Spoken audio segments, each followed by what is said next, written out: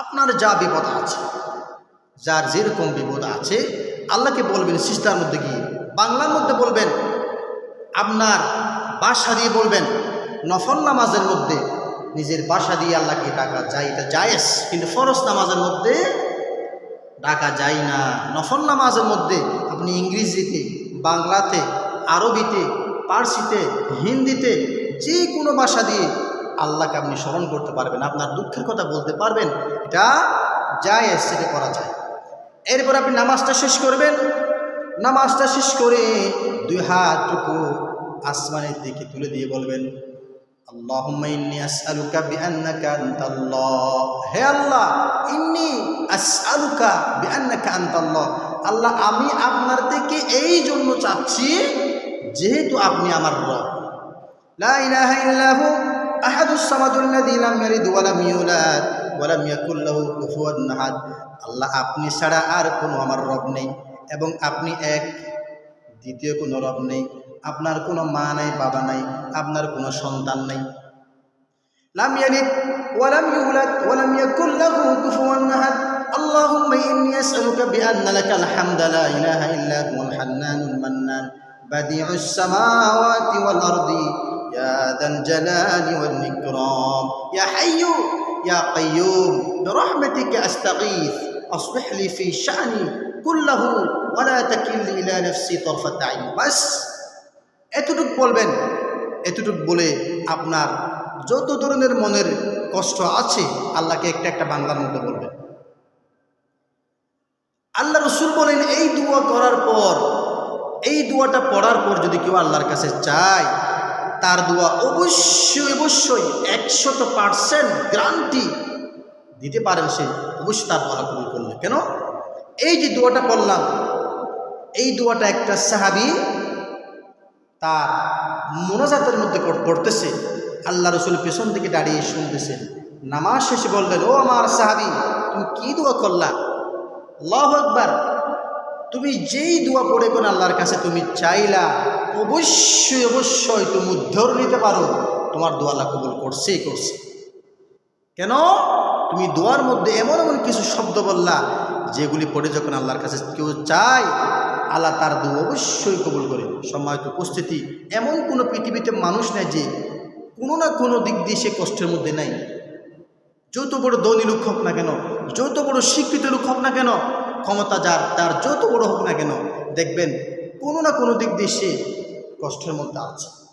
সেজন্য আল্লাহ ছাড়া এই পৃথিবীতে কেউ আপন নেই। আপনি আল্লাহকে আপন বানান, আল্লাহ আপনাকে আপন বানিয়ে নেবেন। যে আল্লাহর কাছে বেশি বেশি চায়, আল্লাহ তাকে বেশি মহাব্বত করেন।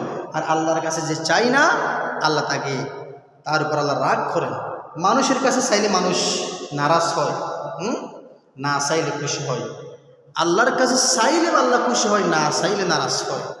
যে আল্লাহর আশিক, সে সবসময় আল্লাহ থেকে চাইবেন, সে সবসময় আল্লাহর সাথে সুসম্পর্ক রাখবেন। কারণ দুনিয়াটা কঠিন, এটা দুঃখা। আপনার পাশে যে বন্ধুগুলি ঘুরতেছে, সকাল বিকাল আপনার সাথে ফোনে যোগাযোগ করছে, পার্কে যাচ্ছে, মনে করছেন যে আপনার আপন না। মৃত্যুর সময় কেউ কি কবরে যাবে? কেউ যাবে না। একমাত্র আপন হচ্ছে আল্লাহ। আপন কে? একমাত্র আল্লাহ। যে আল্লাহকে আপন বানালো, সে দুনিয়াতেও শান্তি পাবে, সে আখিরাতেও তার উজ্জ্বল ভবিষ্যৎ হবে। সম্মানিত উপস্থিতি, তাহলে যে দোয়াটা আপনাদেরকে শিখালাম, অবশ্যই অবশ্যই আপনারা এইভাবে দোয়া করবেন।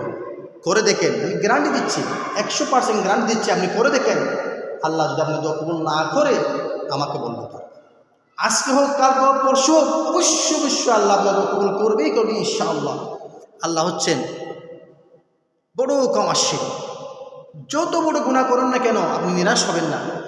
আল্লাহ পাক বলেন, কুল ইয়া ইবাদিয়াল্লাযীনা আসরাফু আলা আনফুসিহিম লা তাকনাতু মির রাহমাতিল্লাহ ইন্নাল্লাহা ইয়াগফিরুয যুনুবা জামিআ ইন্নাহু হুয়াল গফুরুর রহিম। আল্লাহ পাক বলেন, কুল ইয়া ইবাদি, এই मेरे बंदू, এই मेरे बंदू, प्यारे बंदू, আমার মোহাব্বতের বান্দারা, ইবাদি আল্লাযীনা আসরাফু আলা আনফুসিহিম লা তাকনাতু মির রাহমাতিল্লাহ। তোমরা তোমার নফসের উপর জুলুম করেছো, তোমরা তোমাদের নফসের উপর জুলুম করেছো, কোনো অসুবিধা নেই। ইন্নাল্লাহা লা ইয়াগফিরুয যুনুবা জামিআ, আমার কাছে চাও আমি তোমাদের জীবনের সব গুনাহ মাফ করে দিব। লা তাকনাতু মির রাহমাতিল্লাহ। নিরাশ হও না, হতাশ হওয়ার কোনো কারণ নেই। আপনার গুনাহ যদি আসমান পর্যন্ত হয়, যদি সাগরের ফেনা পরিমাণ হয়, আল্লাহর রহমত এর সাথে 1000 গুণ বেশি। সেজন্য যত গুনাহ করেন না কেন, যত বড় অপরাধ করেন না কেন, হ্যাঁ যদি সেটা মানুষের হক হয়ে থাকে তাহলে সেটা কিন্তু ভিন্ন ব্যাপার। কারণ মানুষের হক আল্লাহ মাফ করবেন না। মানুষের হক মানুষকে আদায় করে দিয়ে এরপর আল্লাহ থেকে ক্ষমা চান। আর যদি আল্লাহর হক হয়ে থাকে, নামাজ হয়ে থাকে, রোজা হয়ে থাকে, হজ হয়ে থাকে, বা অন্যান্য আপনি কোনো জানা করলেন, মিথ্যা বললেন, গীবত করলেন, মানুষের সমালোচনা করলেন, এই ধরনের কোনো গুনাহ যদি হয়ে থাকে সেটা আল্লাহ থেকে ক্ষমা চান। এটা আল্লাহর হক আল্লাহ ক্ষমা করবেন, কিন্তু মানুষের হক মানুষকে দিয়ে এরপর আল্লাহ থেকে ক্ষমা চান।